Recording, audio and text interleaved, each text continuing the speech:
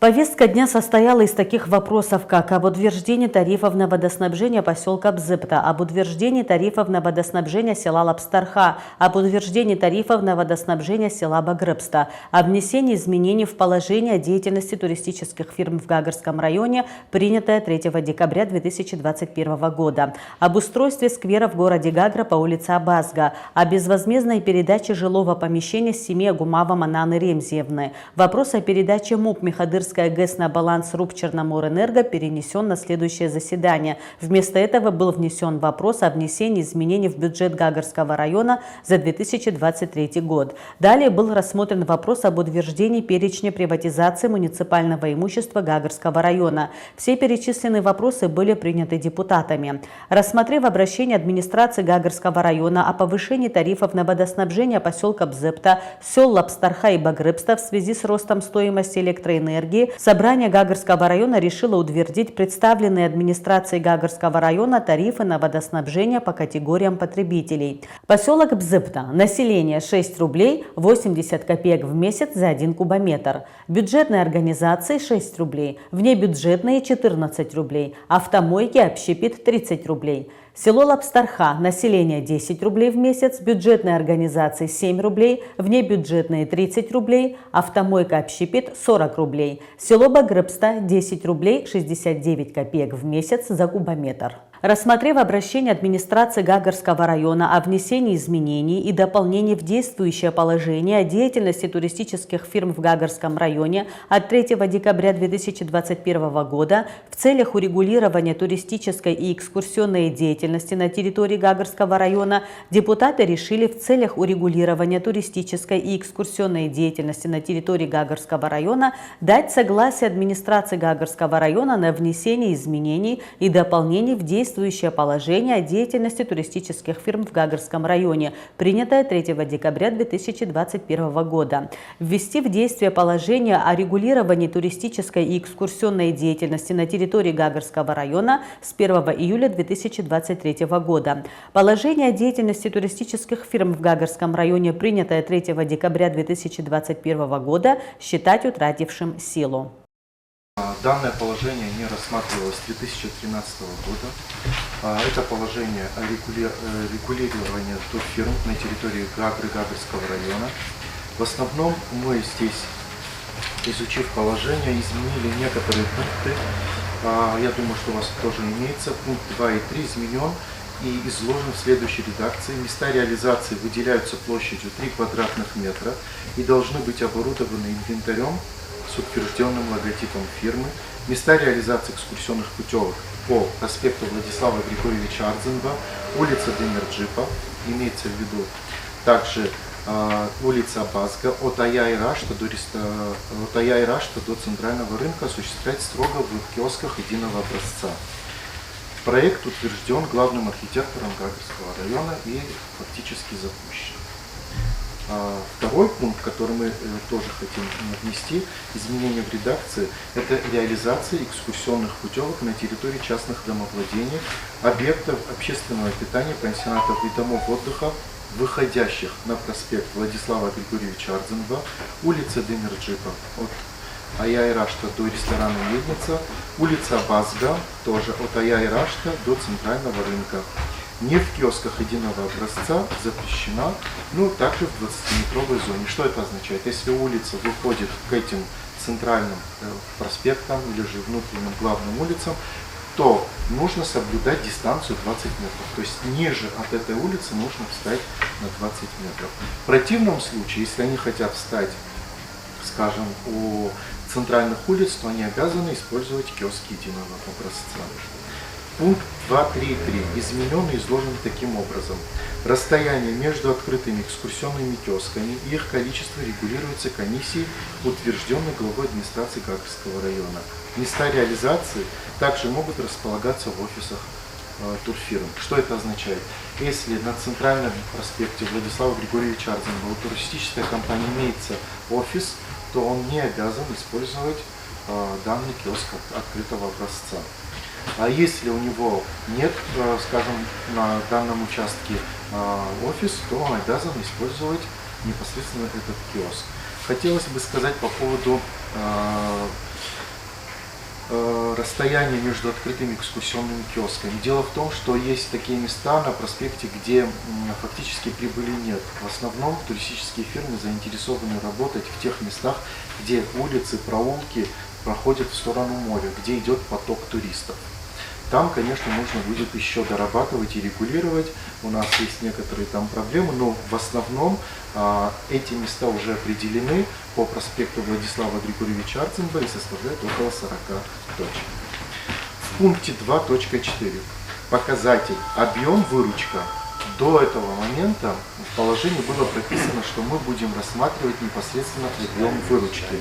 Но мы с Этери Валерьевной Кондаковой, также Эдгаром Руслановичем, начальником налоговой инспекции, изучили этот вопрос по налоговым платежам, по доходам и решили изменить не на объем суммы поступивших налогов.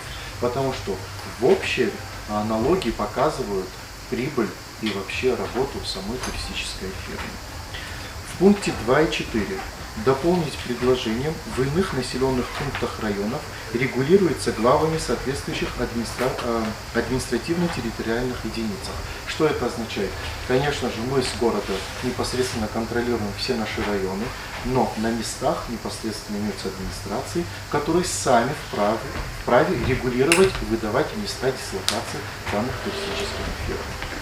Пункт 2.4.1 изменен и изложен в следующей редакции. Влияние суммы налогов по данным МНС по Гагарскому району на количество дополнительных точек в городе Гагра. Если фирма показала 100 тысяч налоговых поступлений, то мы выдаем ей 2 точки дополнительно.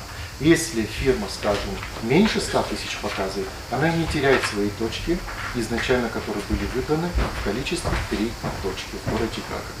Это никак не мешает фирме работать также в районах. Это Центрир, Шилдза, Алхазы, ну и в других районах города Гагра. И вот идет по повышающему коэффициенту. Пункт 2.4.2. Влияние финансового результата. Исключить, потому что мы уже ввели мы внесли новый пункт по поводу налоговых платежей, поэтому данный пункт нужно было исключить из положения. В пункте 2.5 текст 7 тысяч рублей за 6 месяцев май-октябрь курортного сезона заменен в новой редакции на 15 тысяч рублей за период курортного сезона. Я вам объясню. Значит, у нас до этого в 2013 году в положении было прописано, что имеются придомовые территории, где фирма, которая выходит на главную центральную трассу, должна оплачивать 3,5 тысячи рублей. В 2021 году мы только этот пункт изменили и сделали 7 тысяч рублей. На сегодняшний день мы использовали понижающий коэффициент от главных центральных улиц, коэффициент составляет 0,5, и приравняли к 15 тысячам рублям. Пункт 2.5.1 изменен и изложен в новой редакции. За предоставление мест под установку открытых экскурсионных киосков, утвержденного образца по проспекту Владислава Григорьевича Арцинба, улице Демирджипа и Абазга, ставка оплаты 30 тысяч рублей. Она так и была, не изменена, как и была, и денежные средства направляются в 100% объеме в доходную часть бюджета Гагарского района. В пункте 2.6 в первой строке исключить слово «штендер». Штендер это означает такой вот стенд. Если один щит стоит, а штендер он двойной. Добавлено в положение: расстояние между точками регулируется управлением по курорту и туризму и должно быть не менее 30 метров. Почему мы приняли такое решение 30 метров? Дело в том, что сегодня внутри нашего города, к сожалению, бывают разные ситуации. И когда две фирмы стоят рядом, очень близко друг с другом, происходит стычка, недопонимание и прочее. Для того, чтобы этого не происходило, мы решили их расставить по определенному метражу. И когда мы начали изучать, это улица Гумистинская, Псхалион и некоторые другие улицы города Гагра, мы поняли, что 15 метров расстояние слишком близкое, и два реализатора фактически слышат друг друга и мешают друг другу, поэтому было увеличено до 30 метров. В соответствии со статьей 15 абзац 6 и 9 Закона Республики Абхазия об управлении в административно-территориальных единицах Республики Абхазия и рассмотрев обращение администрации Гагарского района о даче согласия на устройство сквера в городе Гагра по улице Абазга, собрание Гагарского района решило дать согласие администрации Гагарского района на устройство сквера в городе Гагра по улице Абазга, назвать вновь созданный сквер именем второго президента Республики Абхазия Сергея Багапш, отделу архитектуры администрации Гагарского района разработать и представить на утверждение проект сквера. В соответствии со статьей 15 абзац 6 и 9 Закона Республики Абхазия об управлении в административно-территориальных единицах Республики Абхазия и рассмотрев обращение администрации Гагарского района о даче согласия на устройство сквера в городе Гагра по улице Абазга. Значит, приходил главный архитектор, для тех, кого не было, планируется сделать сквер, если вы знаете, по улице Абазга, где вот стоит мусорка, где вот Клеопатра, и в сторону Беркасы, в сторону Мон-кафе, сделать сквер. И значит, первое, что нам нужно, дать согласие на администрации Гагарского района на устройство этого сквера. И второе, это назвать вновь созданный сквер именем второго президента Республики Абхазия Сергея Васильевича Багапша. Вот. И, значит, третий момент, это отделу архитектуры и администрации Гагарского района разработать и предоставить на утверждение проект сквера. И тем более, там много жилых домов. Да, и тем, кто рядом не живет, тоже, в принципе, будут места, куда прийти, отдохнуть, просто пройтись. И тем самым мы, помимо того, что создадут сквер, еще и как-то увековечим имя Сергея Васильевича Багапша, нашего второго президента. Рассмотрев ходатайство администрации Гагарского района о передаче безвозмездно жилого помещения гражданки Агумава Манани Ремзиевны в соответствии с постановлением Кабинета министров Республики Абхазия от 22 февраля 1997 года за номером 32 о порядке предоставления гражданам жилья в частную собственность из Государственного жилого фонда, собрание решило дать согласие администрации Гагарского района на передачу безвозмездно жилого помещения, расположенного по адресу город Гагра, улица Лакоба, 1, квартира 41, гражданки Агумава Манани Ремзиевны. Рассмотрев ходатайство администрации Гагарского района о передаче безвозмездно жилого помещения гражданки Агумава Манани Ремзиевны в соответствии с постановлением Кабинета министров от 22.02.1997 года под номером 32 о порядке предоставления гражданам жилья в частную собственность из Государственного жилого фонда. Нами было рассмотрено это заявление. Заганович более глубоко, если надо будет, расскажет. Агумава Манана – это супруга погибшего после военные годы. Да, вот она письмо Минобороны, пожалуйста, возможность за подписью министра обороны, прочитать его. Они изначально обратились в Министерство обороны с просьбой дать согласие на приватизацию. Я думаю, мы все дадим согласие, потому что люди...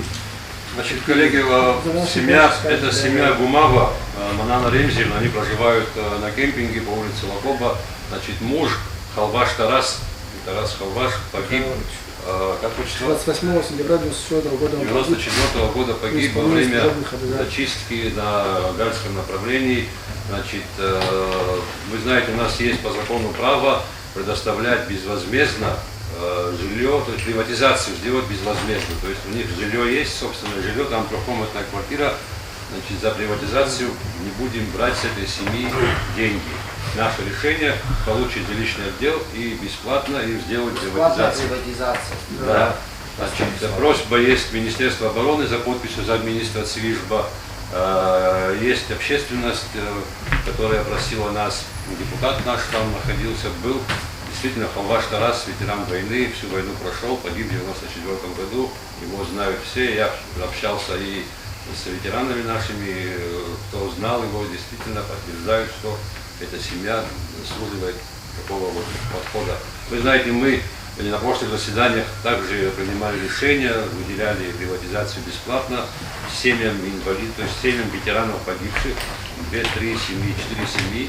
Вот сейчас дальше продолжаем и в дальнейшем будем это делать, потому что это наш долг этим семьям оказать помощь, поддержку.